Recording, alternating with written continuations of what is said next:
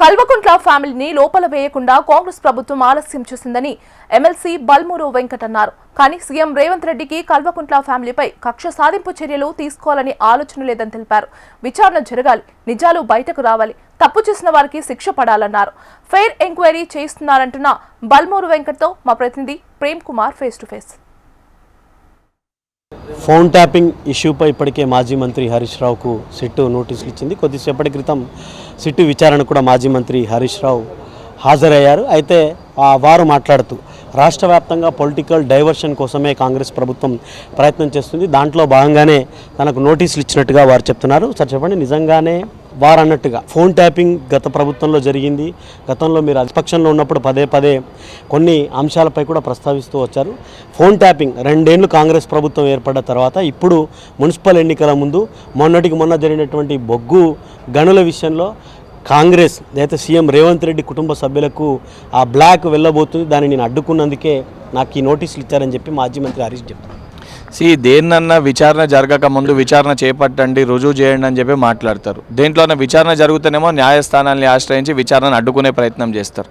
ఈరోజు phone tapping వ్యవహారం కూడా గత 2 సంవత్సరాలకు వెళ్ళి అది ఎవ్రీ మంత్ ఎవ్రీ వీక్ కొంతమందికి ఎవరైతే ఇన్వాల్వ్మెంట్ ఉన్నారో, బాధితులు ఉన్నారో, బాధింపబడ్డ వాళ్ళు ఉన్నారో ఆ సంబంధించిన డిపార్ట్మెంట్ నోటీస్ సర్వ్ చేస్తుంది. నేను కూడా దాంట్లో భాగంగా నన్ను కూడా పిలిచారు, దానికి సంబంధించింది కూడా తీసుకోరు. మొన్న బీజేపీ నాయకులు ఎమ్మెల్యేలు కొంతమంది తీసుకోరు, దానికంటే ముందు ఎంపీలే తీసుకోరు. సో ఇది యాజ్ పర్ సిస్టమ్ ప్రొసీజర్ ప్రకారం ఎంక్వైరీ అనేది జరుగుతుంది.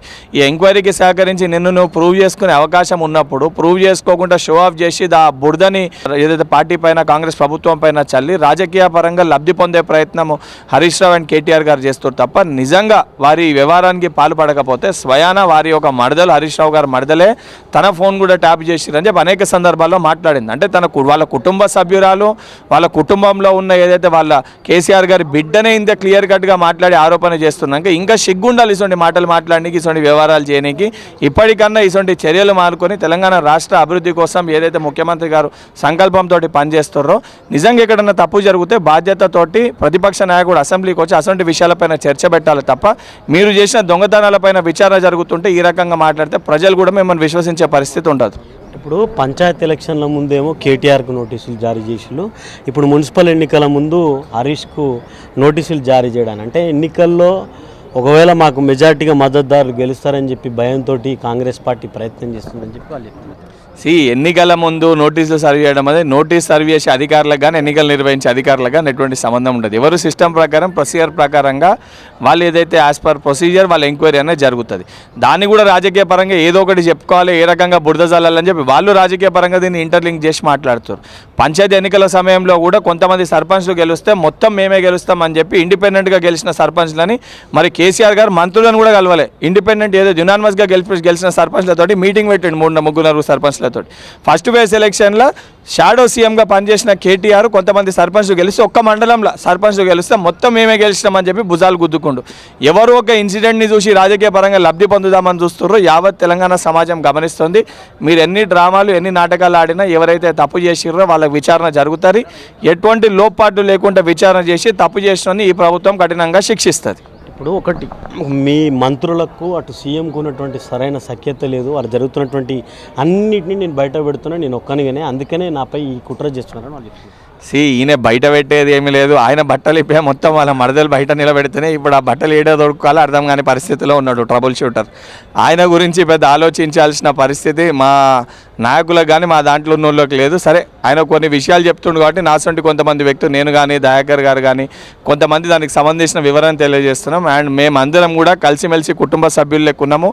మీరు ఎన్ని డ్రామాలు ఎన్ని నాటకాలు ఆడి మా మధ్యలో చిచ్చు పెట్టాల్సిన ప్రయత్నం చేసినా కాంగ్రెస్ ప్రభుత్వం ప్రజల సంక్షేమం కోసము మాకు మా మధ్యలో ఎన్ని డిఫరెన్సెస్ ఉన్నా ప్రజల అభివృద్ధి దృష్టిలో పెట్టుకొని తప్పనిసరిగా అందరం కలిసిమెలిసి ఉండి తెలంగాణ రాష్ట్రాన్ని రైజింగ్ తెలంగాణ 2047 దిశగా మా ముఖ్యమంత్రి గారు నడిపిస్తారు. ఆ దిశగా మేమందరం కూడా అడుగులు వేస్తూ తెలంగాణ అభివృద్ధి పదంలో ముందుకు తీసుకెళ్లడంలో అదే మా ప్రథమ బాధ్యత, అదే మా ప్రథమ లక్ష్యంగా పెట్టుకొని ముందుకు వెళ్తాం.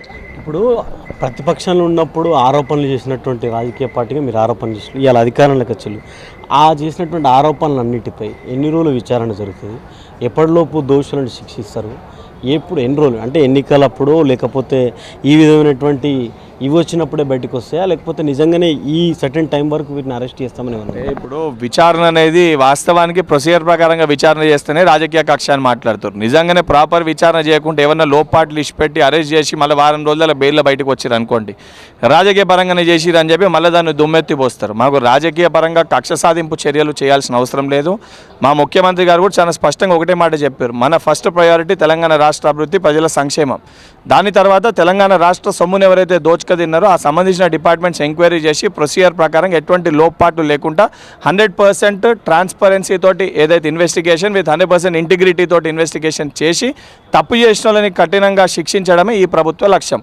దాంట్లో కొద్దిగా ఆలస్యమైనా కూడా శిక్షించిన రోజు మటుకు ఎటువంటి లోపాట్లు లేకుండా 100% ఎవిడెన్సెస్ తోటి తప్పు చేసిన వాళ్ళకి శిక్ష పడే విధంగా చర్యలు అనేటివి ఉంటాయి. ఇది ఏదైతే తప్పు చేస్తే భయం, తప్పు చేయకపోతే భయం ఎందుకు, తప్పు చేస్తే ఒకవేళ భయపడాలని చెప్పేసి కూడా ఎమ్మెల్సీ బల్మూరి వెంకట్ చెప్తున్నారు. కెమెరామెన్ శ్రీకాంత్తో ప్రేమ్, హెచ్ఎం టీవీ.